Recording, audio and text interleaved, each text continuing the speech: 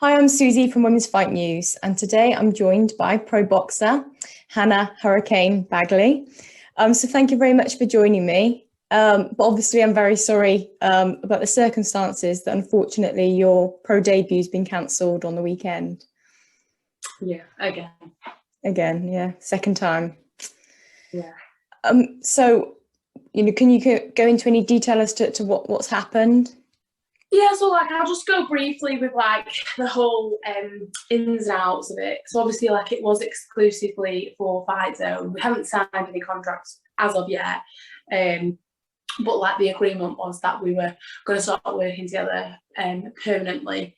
And yeah, I don't know, so the first time there was a couple of complications with mismatches, and then because it was so last minute, we really struggled to try and find an opponent suitable. The Board of Boxing Control, of course, was concerned about certain factors for last-minute replacements of foreign girls that we were trying to get in, and then all the other prospects that we'd run round had they already had important fights coming up because they're prospects themselves, or it was just a bit last minute, or we couldn't get to the right management team. We were going to old people's management because that's what was on BoxRec.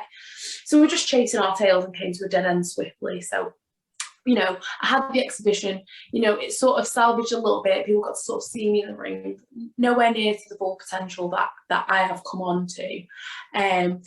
So, I was still sort of hopeful about it after that. And then fast forward, they said Fight Zone had agreed that we'd go on the Scotland show. So, it really kept me going that. Financially, the first time sort of was a big letdown for me, because I'd put all this work that I had booked in because I'm self-employed. Yeah. I've put that to the side because obviously training comes first, and my job is so manual. So I was doing little bits here and there, but nowhere near enough to sort of compensate the money that I was losing just to make sure I was on form. So then I had to postpone another 4 weeks worth of work. And then on Wednesday, my manager got a call, and basically the opponent that we had was too expensive to bring over due to COVID, flights, PCR tests. So we found that out on Wednesday, just before training. So I don't really know, There's nothing that me and Alfie could have done. I don't really know where that stands with Fight Zone, if they could have done anything else. So, there was talks of maybe moving me onto the Oldham show on the 21st of next month. But as it stands, I just want to do one show now, just a debut on a small hall show for Alfie, get my debut out of the way, and then reassess my future with any promotion teams going forward. So just for now, I'm just going to jump on Alfie's show on the 4th of September at the Olympia. I'm going to have to try and rebuild trust with my fans to book a hotel and come down and watch me again. And then it might end up being that if people can't because of the last 2 disasters, which I feel highly embarrassed about, then I will have to probably make up the opponent's wage out of my own way. I know that Alfie has said that he's willing to put money towards the opponent if we can't sell enough tickets to cover costs of flights for them coming in or whatever, just so that we can just get this one fight out of the way, so that people can see all the hard work that I've put into it. So yeah, that's basically from start to finish, as brief as I can give you. That's basically what's happened. Yeah. And I can see your position, because obviously you're very disappointed because this is the second time it's happened.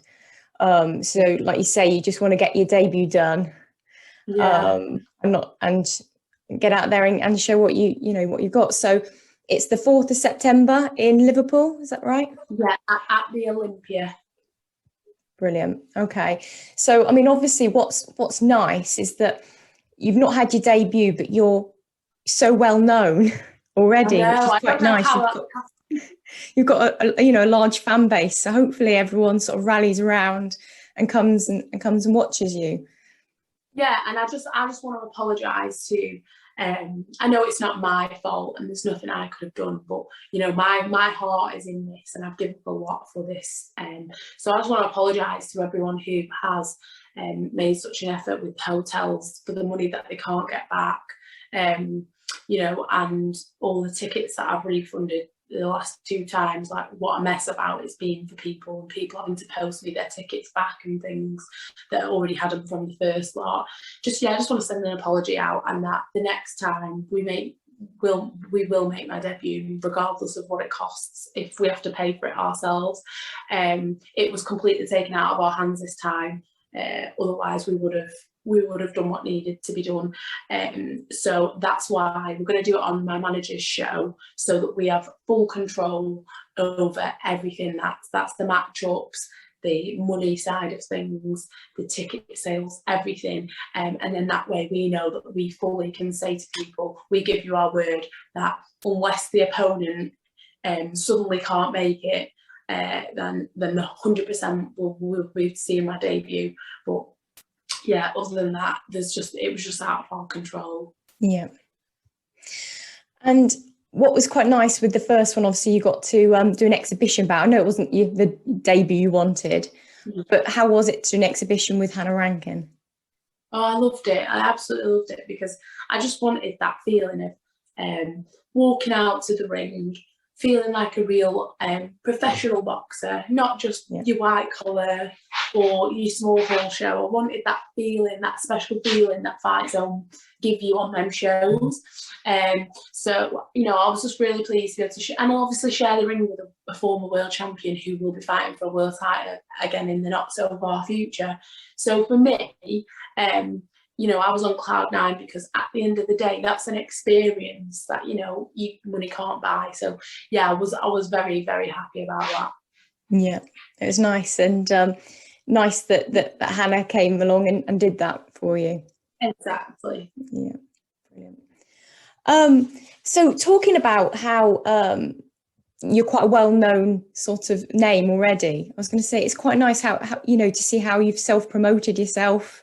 And you've got your merchandise, you know, your line of merchandise, which is great. Yeah. Do you feel like you've got like any inspirations within boxing? Because obviously you've got people like Ebony Bridges who are well known for self-promoting, and do you feel like you look to people like that? Yeah, definitely. Like, I love Ebs to bits. Like, we've been talking today, well, obviously that we speak regular, but like we have our detailed catch-ups like every now and then, so we've got like more to talk about. And I spoke to her yesterday, and then I spoke to her again properly today about it all, and obviously she'd saw, and yeah, like I do look up to her, because I feel like she's done such a brilliant job of giving people hope that, you know, aren't very well known, like, and also using their platform, and she hides nothing from the public, in terms of she'll give people help on how to promote themselves. She talks about the boxing itself being a business, she sort of opens people's eyes. Like, I was already sort of getting quite good at that and savvy, and you know, Ebs does obviously help me with things in terms of like, she'll give me advice. But yeah, like, she's definitely phenomenal at doing it. Like, she downloaded TikTok the other day, and she's on like nearly 200,000 followers. Like, you know, her own promotion is crazy. So yeah, I definitely do look up to her in terms of self-promotion. And when she was doing all them YouTube videos first time around in lockdown, like, obviously I'd like been interacting with her quite a bit by then, and you know, that was the sort of start for me, where I thought, when people used to ask me to do these videos, I was a bit shy. Like, no, I know people would never believe that, but because I'd never done one, I just thought, like, it's really awkward, like, when you start. And then obviously when I've watched Ebony's and stuff, I just thought, yeah, all right, I'm going to start like saying yeah. So I did, and it was probably the best thing that I could have done, because like, obviously my social media's grown quite a bit, and a lot of people do know who I am before I even have a debut, and a lot of people who are already well-established boxers and, you know, people of status. So it's just a nice feeling, do you know what I mean? Like, it's just a nice feeling to know that, you know, imagine what you can do when you've had them couple of fights, like how well known you might be then. So yeah, it just gives me a bit of hope. Yeah, it's nice because it's, you know, what's great about social media is it lets you showcase yourself as a person, because obviously you've got, you know, great personality. You are great at the interviews and funny. I hope so, even though I'm not feeling very good. Oh, but you know, it comes across and it's nice and genuine, and that's why I think people have taken to you as well. You know, it's and you're funny on social media with your comebacks to the trolls. Yeah, I just think like I'm not going to take shit off people. Like I understand that when you get a bigger social media following, you should expect it. It doesn't make it right though. So even though it doesn't bother me, I still like to show people that people. Sometimes you should tell people to fuck off. Like you can be a nice person and tell someone to fuck off. Like why do they feel so entitled to be able to speak to you like that, thinking that you're not a real person just because you're over the internet? It's a bad way to be, man. And I don't I don't want that to set the standards for people where they take that in and let it affect them, which is why I give people shit. No, it's funny. It's entertaining for the rest of us. Yeah. And of course I'm giving you guys entertainment, so it's, you know, kill one bird with two stones. Or no, two birds with one stone, sorry. In terms of in terms of boxing, what other inspiration, you know, who else do you look up to in terms of female boxers that are out there? Do you know what? It's absolutely booming at the minute, and there's some brilliant people for all different reasons. But you know, Kate Taylor really is number one for me. Like just her boxing ability is second to none. Her work ethic, amazing. You know, she holds herself in such a high, respectful manner without having to even do anything. You know, she doesn't even get involved with anyone on Twitter. There's no drama. Do you know what I mean? Like, she really is like the classiest of people. And when you watch her documentary back and you see that she's actually not had it easy either. You know, she's not had the best sort of growing up to deal with the things that she's dealt with, and still drives through and come out on top like she has. You know, it's inspirational. So yeah, definitely Katie Taylor up there for me. And is there anyone that you think's a top, you know, prospect out there, female wise, that you think, they're one to watch?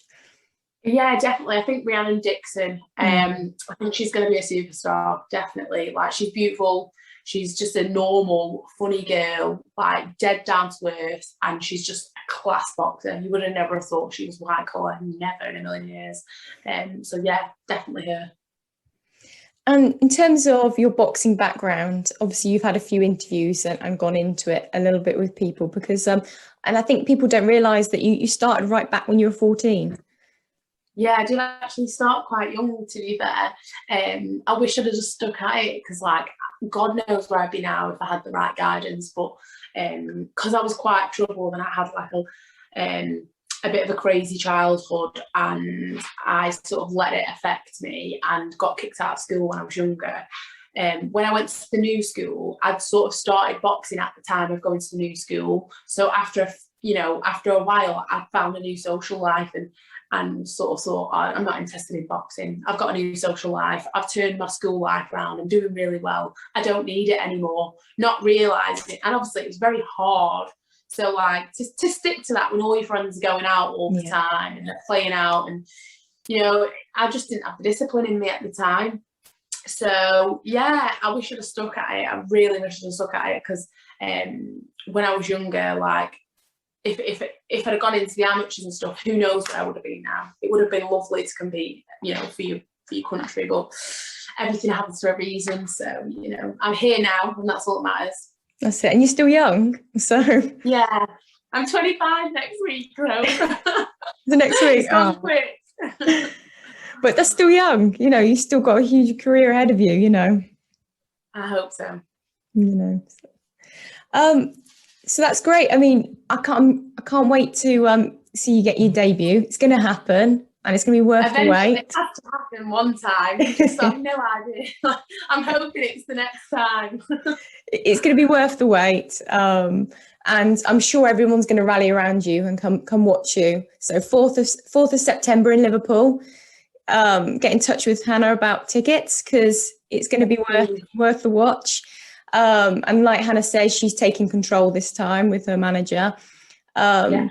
So yeah, go support Hannah and watch the beginning of a big career for her. Yeah, definitely. Brilliant. Well, sorry again about everything that's happened, and but like we said, let's look to the future, and I can't wait to see you back in the ring. Yeah, and hopefully, you know, people like what they see, and it's been worth the wait, because I'm sure everyone else is getting just as frustrated as me. Oh, she's got a debut, then it's cancelled. Got a debut, then it's cancelled. Now she's got a fight coming up, and it's like, oh, will it go ahead? Like, so I think everyone will be just as frustrated as I am. Yeah. So yeah, hopefully I can just give the fans what they want. Yeah, but equally, I think everyone, you know, can understand it's, you know, not your fault, and it's just the way that things are. I mean, you know, it's the pandemic's pushed everything right out as well. It's just been a nightmare for everything. So and it's quite nice, like you said, we saw you with Hannah Rankin, so we've had a little taster, and now we need the full show. The exhibition, though, that was harder than any other fight that I've had to do. Like, you know, we weren't allowed to put power in, we weren't really allowed to fight inside. If we did, the ref was coming.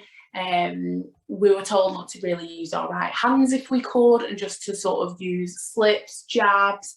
If we did use combinations, that, you know, don't be trying to knock each other out, and that if we did, we'd both get sanctioned by the board, because there should have never have been a world champion who's active, like a former world champion who's active, in a ring with someone who's not even had a debut or any amateur background. So they were really strict on that. So although you got to see a slight taster, it's nowhere near what the excitement that you would get if it was, you know, a real fight. And also there was no animosity with us, so it's hard to want to box someone who you fangirling and she's taking pity on. Do you know what I mean? It was a really weird scenario, but I did enjoy it though.